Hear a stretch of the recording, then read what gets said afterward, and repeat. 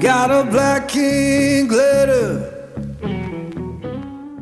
I mean, we usually view the timeline of history as this flat, straight line, right? Just a sequence of events moving neatly from the past into the future. Yeah, that's the standard way we all kind of map it out in our heads. Exactly. But what if a Salvador Dali painting from the 1950s actually holds the mathematical key to understanding the multidimensional physics of the biblical crucifixion? It sounds like pure sci-fi, It really does, and that is exactly where we are going today.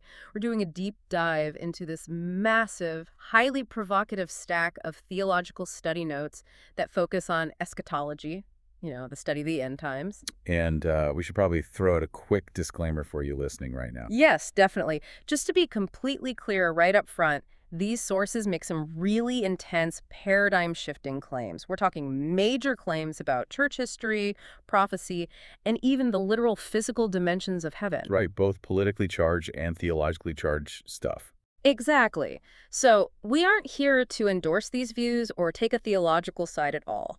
Our mission is just to impartially unpack the sheer scale of the arguments presented in these materials, because they are fascinating. They really are. And to understand how this timeline ends in hyperdimensional geometry, the notes argue we actually have to start by looking backward at a tragic fracture in the very early days of the church. Right, because to get to the end, you have to understand the beginning. So what was this fracture? Well, it's foundational to everything we're going to discuss today. The source materials detail this massive historical shift, where the early Christian church became increasingly and tragically anti-Semitic. Yeah, they point to a very specific group, right? The Quartodecimans. Exactly, the Quartodecimans. It's a Latin term meaning 14ers. And basically, these were early believers who insisted on observing the crucifixion and resurrection in alignment with the 14th day of the Jewish month of Nisan. Which is the original Jewish Passover. Right. But as the church centralized its power, it actively tried to sever itself from anything remotely Jewish. Believers were literally excommunicated merely for utilizing that original calendar. Wow. So by forcibly cutting ties with that heritage, the church essentially amputated its own roots. That's the exact argument the source makes, yeah. And the notes point out that this wasn't just a scheduling dispute about dates. It resulted in a massive loss of prophetic understanding. I mean, because they discarded the Jewish calendar, they completely missed out on the prophetic richness embedded in the 7 feasts of Moses. Oh, completely. And the shift wasn't just practical, it was deeply theological. The texts focus a lot on a 3rd century scholar named Origen. Right, Origen. He's the one who started treating scripture, especially the prophetic books, as pure allegory. Right, so suddenly it wasn't literal anymore. It was all just metaphor. And that allegorical method really laid the groundwork for Augustine of Hippo. Who wrote City of God, right? Yes, which was incredibly influential. In it, Augustine established what is known as amillennialism. Let's define that real quick for the listener. Sure. So the prefix a means no or without.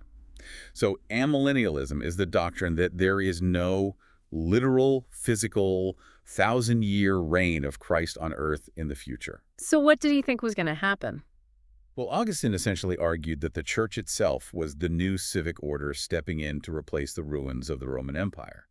He taught that we are currently living out that kingdom spiritually. Okay, let's unpack this, because it's like reading a massive multi-book fantasy epic where the fans suddenly decide halfway through that the original main characters just don't matter anymore. That is a perfect way to describe it. Right, like they completely ignore the author's carefully laid out climax for those specific characters. And the notes highlight that this theological shift severely blurred the vital biblical distinction between Israel and the church. A very crucial distinction. The sources emphasize that they have completely different origins. Yeah. I mean, Israel was born literally as a physical nation coming out of Egypt in the Exodus. Whereas the church was born later at Pentecost. They have different missions and completely different destinies. Exactly. And the notes are uncompromising here. They refer to this idea that the Christian church has somehow superseded or replaced Israel as a severe heresy. Replacement theology. Yes, replacement theology.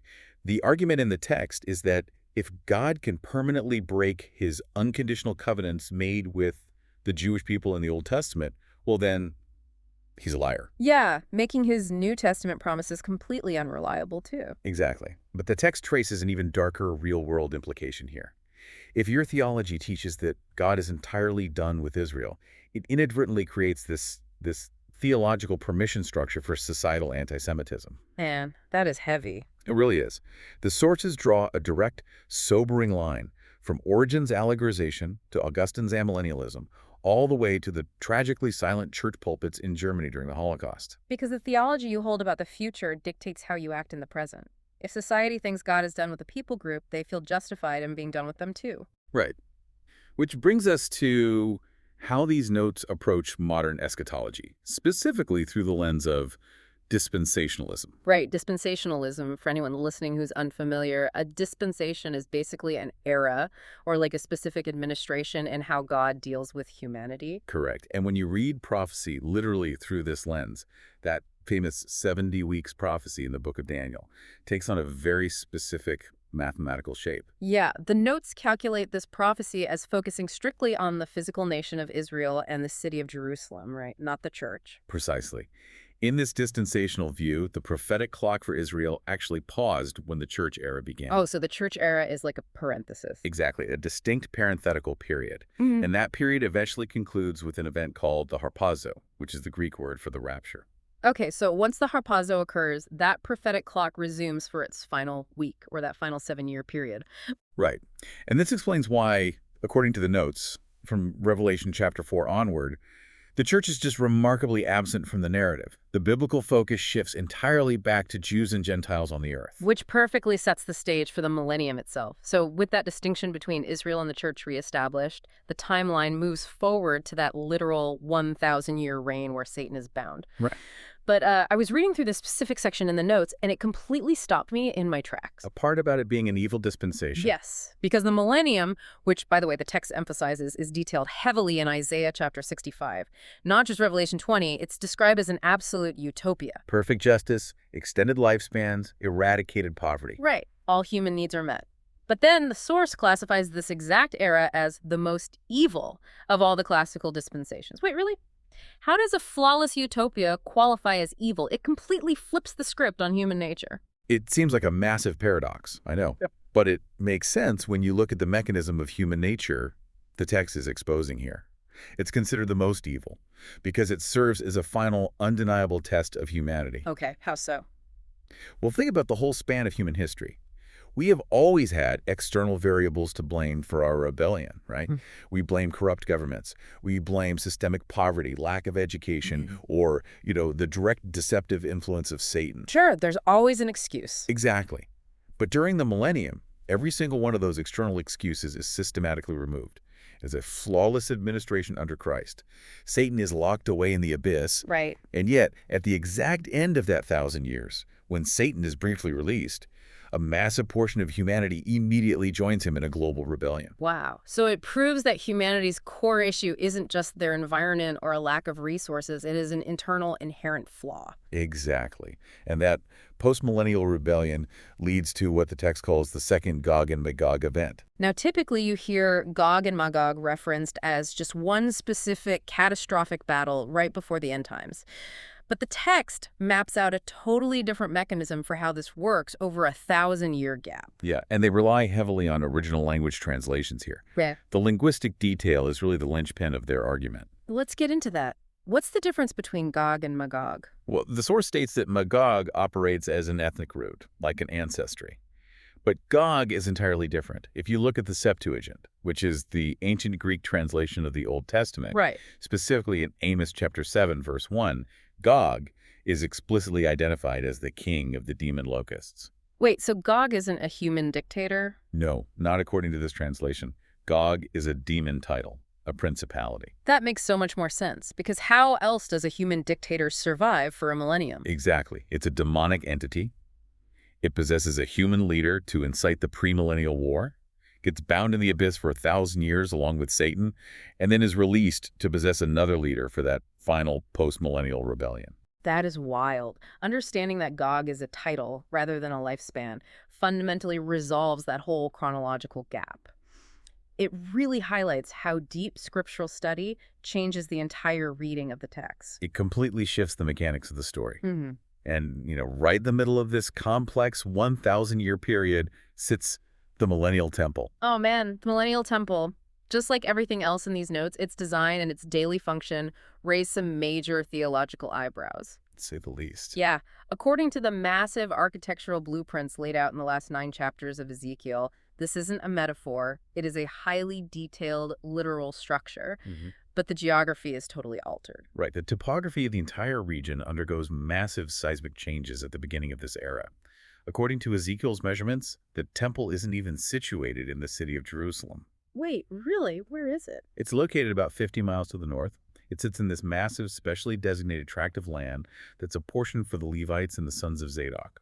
Jerusalem itself is situated to the south. Okay, and within this specific administrative zone, there is this mysterious, prominent figure known only as the Prince. Yes, the enigma of the prince. The text says this leader receives his own specific portion of land. He has a documented genealogy, and he even has offspring, which means it absolutely cannot be Christ. Right, leaving his exact identity as this fascinating unsolved mystery within the text. But there's another detail about the temple that really demands an explanation. The sacrifices. Exactly. The notes state that this temple is only open on Shabbat, so Saturday, and the new moons. And furthermore, animal sacrifices are officially resumed. Yeah, I can hear you listening and wondering right now, if the ultimate perfect sacrifice of Christ already happened, why in the world would a future perfect kingdom go backward to animal offerings? It sounds completely counterintuitive. It really does seem like a regression, right? Until you understand the concept of memorialization that the source provides. Yeah, explain that. So, the text explains that every single sacrifice in the Old Testament was an anticipatory pointer. They were forward-looking shadows of the cross. They never actually removed sin. They just covered it temporarily while pointing forward to the ultimate solution. Okay, I liken it to how we build massive physical monuments to remember historical turning points. Like we build the Lincoln Memorial or preserve the beaches of Normandy, not because we are fighting those wars again, but because human memory is inherently frail. That's a great analogy. So the source argues that just as the Old Testament sacrifices looked forward, these literal millennial sacrifices act as visceral, physical memorials looking backward at the cross. Exactly. It functions as a pedagogical tool for a massive population that will be born during the millennium who have never experienced the historical reality of the crucifixion. That makes a lot of sense. And if you trace the architectural history as synthesized in the notes, this temple is actually the culmination of a very specific evolution. Right, starting with the mobile tabernacle in the wilderness. Exactly, where the text notes that every single silver socket, every dimension, and every dyed thread pointed mathematically and prophetically to Christ. From there you move to Solomon's temple, then Herod's political expansion, and finally to this unique millennial structure. So each iteration serves a mathematically precise purpose in this unfolding geometry of redemption. Precisely. So if these structures and eras are this precisely delineated, what happens when it's time to actually settle the accounts? As the millennium concludes with that final demonic rebellion, it brings us to the ultimate moments of accountability. The judgments. Right. But the source insists strongly that we must not confuse the different judgments. We can't view it as one big, generic courtroom scene where everyone just lines up together. Not at all. The notes rigorously separate 3 distinct judgments. They each have different subjects, different locations, and totally different criteria. First, you have the Bema seat. Which is referenced in 2 Corinthians 5:10, right? Yes. This judgment happens in heaven, immediately following the rapture. The crucial distinction here is that every single person present is already saved. It is not a trial determining heaven or hell. So what is it evaluating? The text describes it as a final exam that strictly assesses a believer's earthly works, determining their fruit-bearing to assign rewards, crowns, and specific administrative assignments in the coming kingdom. Okay, so the Bema seat is an evaluation of stewardship. Then the notes map out the sheep and goat judgment found in Matthew 25. Right, and that one happens down on earth. Exactly. It happens right before the millennium begins. Jesus judges mortal survivors of the tribulation based purely on one metric, how they treated his brethren, meaning the Jewish people, during the Great Tribulation. Which leaves the third one, the Great White Throne Judgment, which occurs at the very end of the millennium. This is the final, definitive judgment for the unsaved dead across all of history. But in discussing these judgments, the text introduces one of its most provocative linguistic deep dives, and this blew my mind. The outer darkness controversy. Yes. It addresses the heavily debated phrase where people are cast into outer darkness, where there is weeping and gnashing of teeth.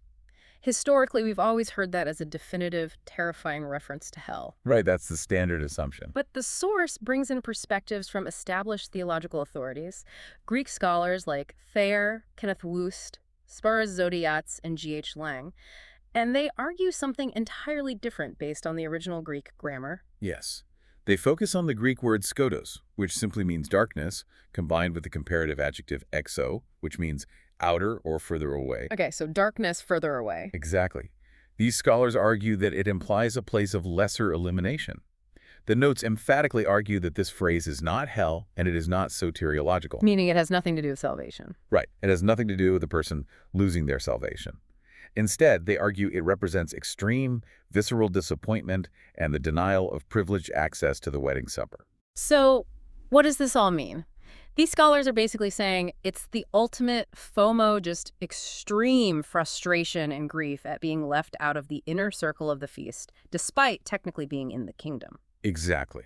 And to anchor this concept, if we connect this to the bigger picture, the expert notes highlight how the Septuagint uses this specific comparative adjective, exo, over 20 times in Ezekiel. While detailing the millennial temple. Yes, it describes the outer courts.